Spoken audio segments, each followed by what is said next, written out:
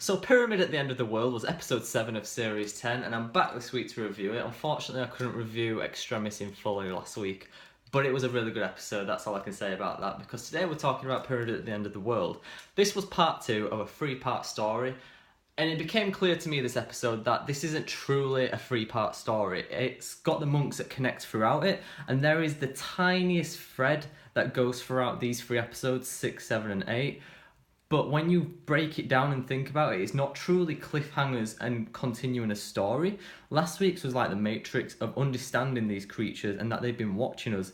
This week they were here, and next week it's 6 months later and the world has changed and they are now in control. And for it to be a true 3-part story, in a sense, what I'm about to say is going to be complicated, but in a sense it is a 3-part story because Stephen Moffat decides it is, and the story with the monks is a 3-part story. But it isn't, because you're not going from one thing to another, going bam, bam, bam. You're sort of spreading it out and jumping around time. It's like saying a Dalek story after they met Davros in Series 4 and they escape and they come back for the first time in Matt Smith. You could just say that's part 2. And then when they vanish and they come back for the Asylum in Series 7, you can say that's part 3. You could have episodes in between these episodes and it would you could then class them as singular episodes. So if you put the Ice Warriors in episode 9 in between episode 6 and episode 7, which was last week's and this week's, it's a 2-parter in a way, but you can have other episodes in there. It's not fully clicking, and I don't like that they advertised it as 3 parts, but it doesn't feel like 3 parts. Anyway, we're going to stop talking about that. Next week's is a big episode and will reveal a lot about the regeneration scene. They don't have that in the trailer, but that is what I'm looking forward to the most. So I like that we had a throwback to Series 8 in this episode, and we had the Brigadier painting in the background if you had eagle eyes. I liked seeing that. I liked the Doctor's costume in this. I was looking forward to it a lot. I don't like it when I look forward to the Doctor's costume more in an episode than anything else. These monks, we don't know the name. Again, I don't think they mentioned the name in this episode. I think they mentioned it once last week. So that's bad that they're not really throwing that in. The door as well with Missy. I feel like we should have had Missy in this episode at the very end, or at least a mention or something, because it feels like he was asking her for help at the end of the episode, and it's like you forget about that.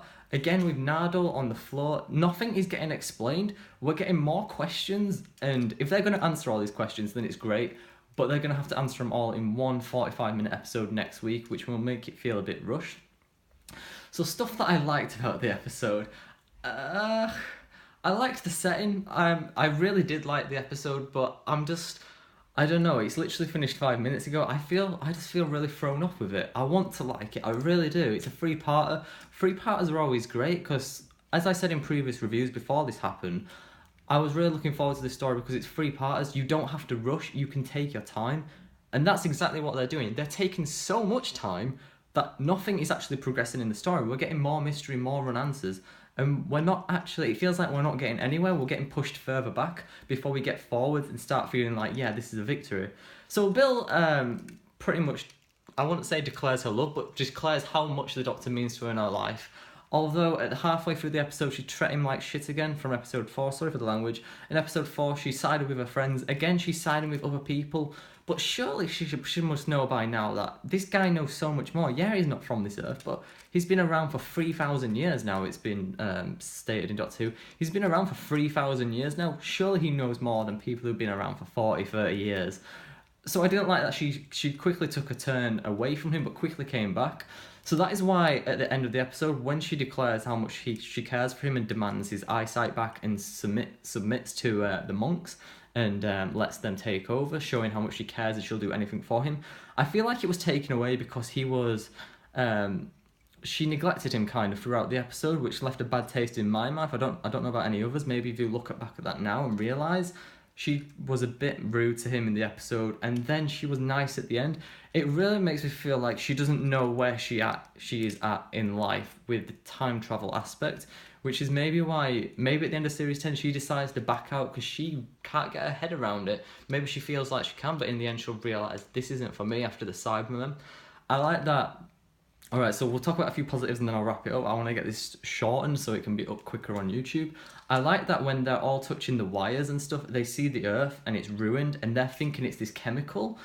But it seems like it's not going to be this chemical. I like to roast my brain and think about all this stuff, like Stephen Moffat twist. He's been around for 6 years writing now. He does a lot of twists. So what if this chemical that we see, when they touch the wires, they see the Earth 1 year in the future and it's all destroyed? What if that's not from the chemical that the doctors just stopped? What if that is how bad the Cybermen are when they return later on? We could have a time skip later on in episodes 9 or 10. We have no idea how long the Eaters of Light is going to be. Like, time set, and we have no idea. So what if we're jumping forward a few months and they've been travelling together, the Doctor and Bill, for a few months? And what if that destroyed Earth is the cliffhanger for Series 10's episode 11 into episode 12? And that is a true cliffhanger two-parter there.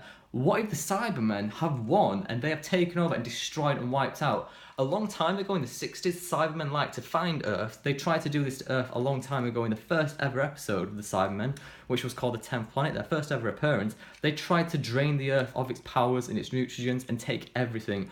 What if that is them returning this time and succeeding at their first ever master plan with the first ever Cybermen? When you think about it like that, that makes perfect sense. And that is why when the Doctor destroys the potion thing at the end, well, let's just call it a potion, the chemicals, when he destroys it a split second before the monks agree to the what would you call it, the contract, let's say, with Bill and guarding the Earth. They agreed to that a split second after. So if that chemical's gone, that problem's still here on Earth. They wouldn't sign up if that problem's gone now and the Earth isn't going to be destroyed. So that shows that the chemicals aren't really going to destroy the Earth a year later. I really think this is going to be the Cybermen. Or as it was mentioned last year in Series 9, Episode 4, the Minister of War. The Doctor is still yet to meet him, and I really think that might be the Master again, the Prime Minister, with a new take on it.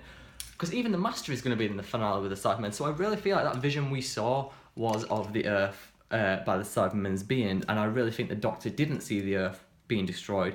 When he says, you just saw the whole Earth being destroyed, how are you okay with that? I think he went along with it and he didn't actually see that. I think he saw his next body. So that could be a reference at the end of Series 10, just before the Christmas special with the new Doctor. I think we will get a reference, because we saw Peter Capaldi a few episodes before he showed up. I think we'll get at least a word reference of what he saw of his new Doctor, like, oh, I looked really young in a year's time, or something like that. I looked really young, or oh, I was a female in a year's time, something like that. I think we'll definitely get something like that. So that's my thoughts on the episode. It was okay, but it's getting chucked around a lot. It will really have to wait until next week for my final thoughts of what I thought on this overall story. You can't really judge a story until it's fully finished. That's like watching an episode of Doctor Who, pausing it halfway through and reviewing it and saying what you thought of it when it's not even done yet. The story's not done yet. So that's what I thought of this episode. It was okay. It had a lot of problems. A lot of Series 10 has had a lot of problems, but a lot of great stuff to fix that. So I'm not really that bothered about Series 10. I don't think it's a bad series, because although it has had a lot of mistakes, it's had a lot more good things. So that's what I think of this episode. The Cybermen are getting so close. Next week the Doctor will regenerate and that will be answered. I hope you enjoy this video. Sorry for the negativity. I should really try and be more positive. But yeah, thank you for watching and I'll see you in the next one. Bye.